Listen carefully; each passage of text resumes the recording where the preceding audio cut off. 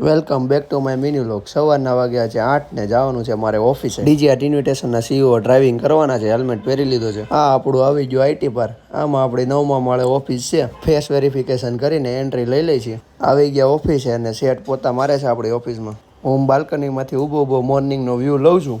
હવે બધાના ઓર્ડર હોય એ બધાને પતાવી દઈએ.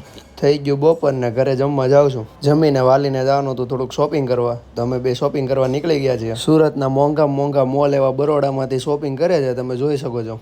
અચ્છા. શોપિંગ કરીને આવી ગયો. પ્રિન્ટિંગના આજના જે ઓર્ડર હતા એ બધા લેવા માટે. આજના બધા ઓર્ડરનું સૌરભભાઈ કુરિયર પેકિંગ કરે છે.